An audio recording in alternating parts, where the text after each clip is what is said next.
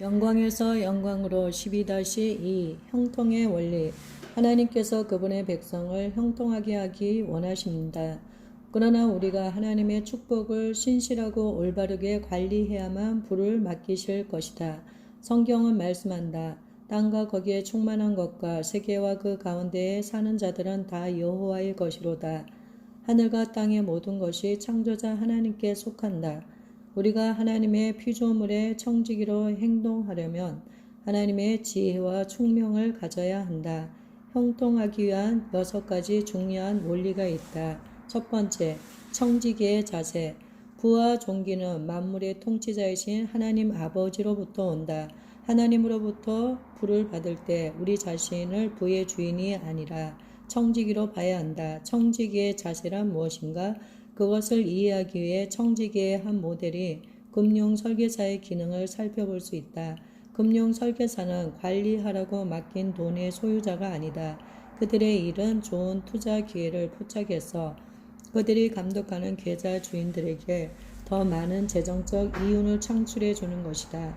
그것과 비슷하게 우리는 하나님의 자녀로서 하나님께서 우리에게 주신 것, 즉 은사, 재능, 재정 등을 올바로 관리해야 한다. 그 모든 것들은 결국 하나님의 것이다. 작은 것에 충성되지 않은 사람은 많은 것을 맡을 기회가 없을 것이라고 예수님께서 말씀하셨다. 그러나 만일 우리가 하나님께서 이미 주신 것에 신실하다면 하나님께서 기꺼이 우리에게 더 많이 주실 것이다. 다윗은 사무엘하 22장 26절에서 완전한 자에게는 주의 완전하심을 보이시며 라고 하나님의 신실하심을 노래한다. 두 번째, 순종. 청지기직의 원리를 이해하는 외에도 우리는 하나님께 순종하며 행해야 한다. 순종하여 행하지 않고 그리스도의 주권에 순종하지 않는 사람에게는 하나님의 부를 맡기지 않으실 것이다. 성경은 말씀한다. 여호와께서 우리에게 이 모든 규례를 지키라 명령하셨으니 이는 우리가 우리 하나님 여호와를 경외하여 항상 복을 누리게 하기 위하심이며 또 여호와께서 우리를 오늘과 같이 살게 하려 하심이라. 번영의 축복을 받으려면 조건이 있다. 주님의 명령에 우리가 먼저 순종해야 한다. 우리가 주님께 순종하고 주님을 경외하면 우리가 하는 모든 일이 형통할 것이라고 성경은 말씀한다. 세 번째, 성품. 우리는 또한 성품과 온전함에 있어서 성장해야 한다. 그래야 하나님께서 우리에게 하나님의 축복과 부를 맡기실 수 있다. 남을 축복하는 수단으로서의 돈은 엄청난 축복이 될 수 있다. 그러나 만일 돈을 수단이 아니라 목적으로 본다면 우리는 타락할 수 있다. 성경은 말씀한다. 돈을 사랑함이 일만하게 뿌리가 되나니 이것을 탐내는 자들은 유혹을 받아 믿음에서 떠나 많은 근심으로서 자기를 찔렀도다. 돈을 사랑함이 악의 뿌리이지 돈 자체가 악이 아니다. 돈에 대한 우리의 태도에 올바른 성품이 없으면 하나님께서 우리에게 부를 옮겨주실 것이라고 기대할 수 없다.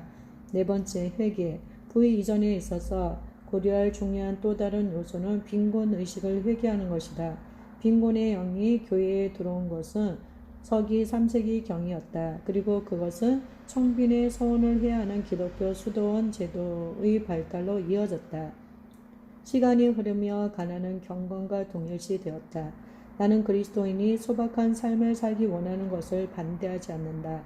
그러나 가난을 모든 사람의 의무로 규정하는 것은 율법주의적인 행위이다. 오늘날 우리 교회들에도 가난의 영이 여전히 많이 남아있다. 그런 빈곤의식을 회개하는 것이 중요하다. 회개하라, 천국이 가까웠느니라. 빈곤의식을 회개하면 우리의 생각이 바뀌고 믿음이 활성화되어 하나님께서 우리에게 주고 싶어 하시는 형통함의 축복을 받을 수 있게 된다. 다섯 번째, 씨 뿌리기. 11조와 헌금으로 하나님께 돌려드리는 것은 부를 이전받기 위한 또 다른 중요한 요소이다. 주님께서는 하나님께 돌려드리는 자들을 축복하신다. 사람들이 11조를 할 것인지 말 것인지 주저하거나 하나님께 돈을 돌려드리기를 힘들어 한다면 내가 보기에 그것은 예수님을 주님으로 모시고 모든 것을 바치지 않은 징후이다. 내가 후원받았을 때 수입의 10%를 주님께 드려야 한다는 말을 들었다. 나는 즉시 동의했다. 왜냐하면 그것이 성경의 명령이라는 것을 알았기 때문이었다. 나는 그것을 다시 생각하거나 곰곰이 되새겨 볼 필요가 없었다. 성경이 그렇게 말씀했으므로 나는 그렇게 받아들였다. 바울은 우리에게 말한다. 이것이 곧 적게 심는 자는 적게 거두고 많이 심는 자는 많이 거둔다 하는 말이로다. 각각 그 마음에 정한 대로 할 것이요 인색함으로나 억지로 하지 말지니 하나님은 즐겨내는 자를 사랑하시느니라. 하나님은 신실히 돌려드리는 자에게 더 많은 것을 주실 것이다. 6번째, 형통의 목적. 마지막으로 하나님께서 그 백성을 형통하게 하시는 목적을 이해해야 한다. 하나님께서 은혜와 영광으로 우리를 무장시키셔서 하나님 나라를 확장시키고 사회를 변화시키고 세상의 빛과 소금이 되게 하신다. 그리고 우리에게 불을 맡기셔서 문화를 변화시킴을 통해 하나님 나라를 땅에 임하게 하신다. 그것은 불가능한 사명 같아 보이고 그리스도의 재림 후에야 일어날 수 있을 것으로 보일 수 있다. 그러나 그리스도께서 친히 우리에게 하나님 나라가 임하고 하나님의 뜻이 하늘에서 이룬 것 같이 땅에서 이루어지기를 기도하라고 가르치셨다는 것을 기억해야 한다. 나는 그리스도께서 그 기도의 성취를 정말로 뜻하셨고 그 성취를 위해 일하라는 명령을 우리에게 주셨다고 믿는다.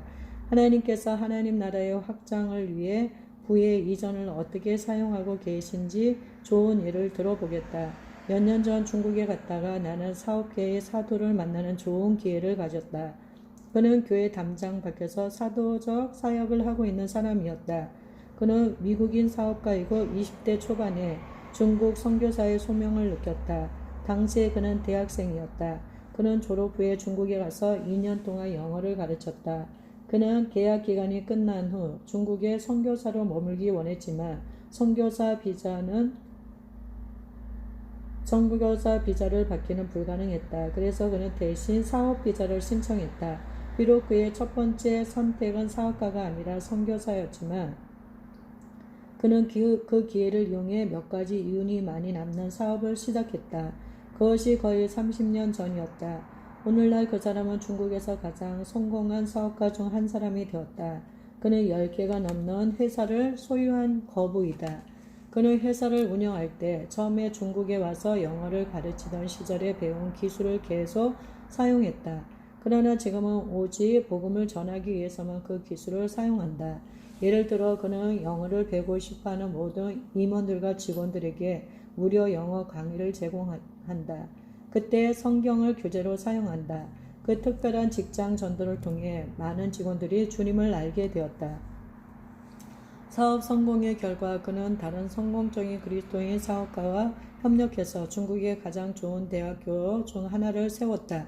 두 사람은 옥스퍼드, 케임브리지, 아이비리그 대학 등 서구 대학교에 학위를 가진 최고 교수진들을 채용했고 그들을 초청하기 위해 최고의 급료 수준을 제공했다. 그리고 그들은 반드시 그리스도인 교수만 채용한다. 하나님께서 두 사업가가 중국 정부 관료들로부터 큰 호의를 받게 하셨다. 그들은 성공한 사업가의 신분 때문에 핵심 관료들과 접할 수 있었다. 그들은 각 핵심 관료와 전략적으로 식사를 하면서 교수들이 기독교 가치의 배경하에서 과목을 가르칠 수 있게 허가하도록 설득했다.